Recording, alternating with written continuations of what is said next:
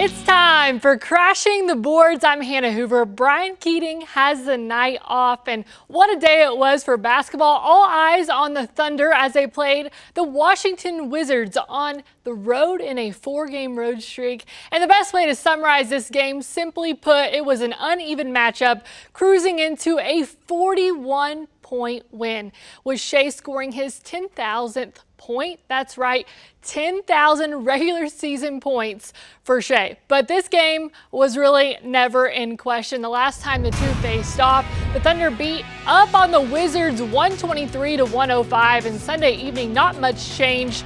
Lu Dort taking it to the rim early on, then SGA going to work on the Wizards defender for 2 and a foul. 2 more for Shai, and man, was he a free throw machine in Washington. The Thunder ran away with this one, stacking another win on the road. Final score 136-95. Here's Cason Wallace from the floor. What went into that first quarter? You didn't let them get any confidence in this one. Like you said, not giving them any confidence, just being tight on our execution. You told me last year you guys don't play the scoreboard. You just play out the minutes on the clock as hard as you can. What goes into that philosophy?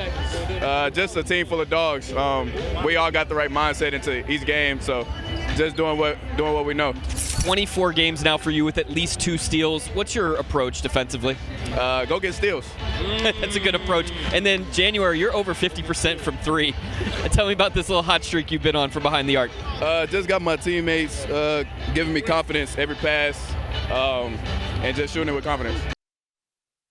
Next up, the Thunder will play the 76ers on Tuesday at 6 p.m., a team that is currently 15-22 on their season so far. And with the blowout win on Sunday, another big win for the Thunder over the Knicks, it's easy to forget, and thank goodness, about the loss over Cleveland earlier in the week, especially with an opportunity for redemption, that 15-game win streak. We won't talk about it, but that's coming up on Thursday at home against the Cavs. So let's go back in time, roll back the tape on that game. And this was everything you could have wanted about a basketball game, a super high level. To Cleveland, Ohio they go. First half, SGA slicing and dicing. He's just so much fun to watch. So good at basketball. SGA had 31 points, but the Thunder were down by 3 at halftime. And to the second half, Jalen Williams was awesome. He did a little bit of everything, keeping the Thunder within striking distance, but the Cleveland Cavaliers are legit, and they were great on Wednesday night. Evan Mobley, the big fella, was hard to guard.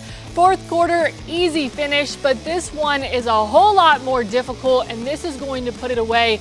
Mobley had 21 points for the Cavs. Here's a word from the head coach of the Thunder after the game. Defensively, with how we've played all season, we let them get loose on a lot of plays, but that's what they do to you. It's like you got to be really, really good on a possession to get a stop or to force a tough shot against them. We weren't going to win the rest of the games of the season. We weren't going to be perfect the rest of the season.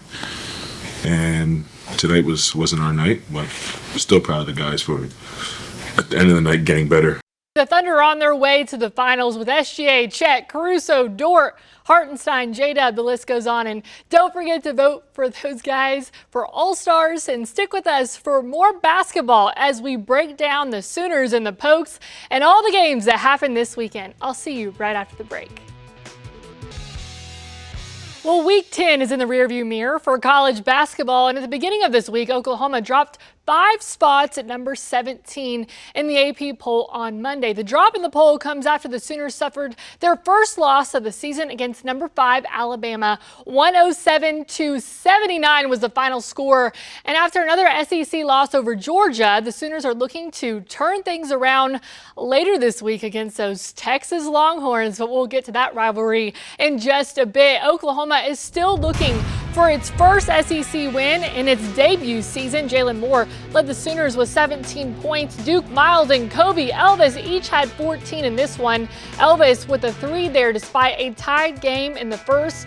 Georgia put their home court advantage to good use, and Asa Newell there to the bucket plus a foul. Final score 72-62, and Oklahoma, they draw another loss.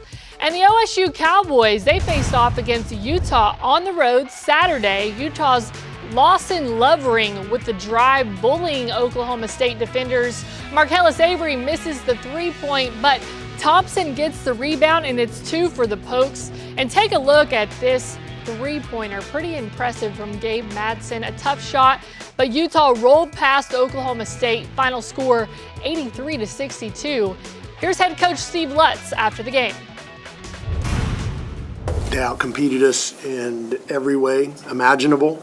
And for whatever reason, we did not give our best tonight, and we did not play our best tonight. Simple as that. We didn't give enough effort. I've already said that. Simple, guys. You can't allow people in this league to shoot 47% from the floor, 67% from the floor, and expect to win. It just doesn't work that way. And it was senior day for the OSU Cowgirls, taking on number 17 West Virginia at home in a close matchup. In the buzzer beater right before half from behind the logo, Annegret Aussie sinks one in. The Cowgirls up 34-26 at half. Aussie had a total of 12 points, and Micah Gray followed with 11. Oklahoma State outscored the Mountaineers 17-7 to take the lead into that fourth quarter. Final score 64-57, a close one. The Cowgirls win it though. Next up, they play Houston on Tuesday. Here's their head coach. Defensively, we really challenged our team, and we knew it was going to be a total team effort to quote unquote shut them down. And our team defense was just really solid. And OU women looking to bounce back after their loss over Mississippi State today as they face Texas A&M. A strong start for the Sooners. Reagan Beers getting 2 plus a foul here for the first basket of the day. Then it's 3 more from Neva Todd. She is gritty and so fun to watch. Then the Sooners get the rebound here, make their way down the court. Raina Scott, she makes her way to the shot for 3 more. And so far, those Sooners are rolling. Final score 77-62 Sooners. A good game for us. I thought we did some really good things. I thought obviously we didn't shoot the ball well, but defensively I thought our first half defense was really, really good. And I also was really proud of our crowd today. I thought our crowd was really engaged, and obviously there was a lot of stop and play. So that part's a little bit unfortunate, but man, we have good moments. We have really good moments, and I think the world of Texas A&M. So for us to be able to do some of the things that we were, especially in that first quarter, I was really impressed with us. Looking ahead, Tuesday, it's Oklahoma State with the men facing off against BYU and the women on the road playing Houston. Then it's the rivalry game we all know and love, OU versus Texas at home for men's basketball Wednesday at 9. And Thursday, OU women play Mizzou at 6 p.m. So Oklahoma basketball is very good from top to bottom. Oklahoma women's basketball, they stay within the top 10 of the AP poll this week, and they are on a roll when it comes to the men's AP poll. 6 SEC schools are included in this top 10 of the week's poll. 9 total SEC schools are included, the most of any conference in the country. So, and on another note, we love basketball, but what a wild day of NFL football it was. Playoffs are here, and wild card round was a lot of fun. We'll have the highlights from Baker and the Bucks and all the big moments of Sunday in the NFL right after this. Over in the NFL, it's the wild card round after Monday. Only 8 teams will be left standing for the 2025 NFL playoffs, and it was Baker and the Bucks tonight. Let's roll those highlights, and what a game it was. Bucks versus Commanders. Baker is the kind of quarterback everyone likes to watch. He's not afraid to get a little banged up. Sooner fans love to watch that, I know that's for sure. Here he is again, Tampa Bay taking the lead 17-13 against the Commanders here. It looked like they might be able to get it done. Then Daniel for the Commanders here coming up with the pass in the red zone. They get the go-ahead with a pass to wide receiver Terry McLaurin with the TD, and the kick that sealed the deal as the two teams were tied up at 20, I might add. This kicker had not kicked since 2021. All the pressure in the world on him, and he delivered. Final score 23-20.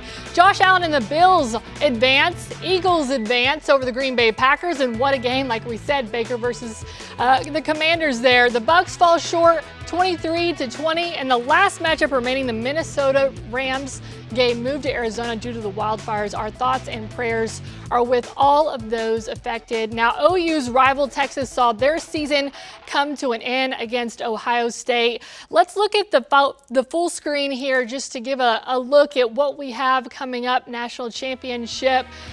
The Longhorns are gone, but Notre Dame and Ohio State will play. Thank you so much for sticking with me, crashing the boards on this Sunday evening. I had a great time, and good night.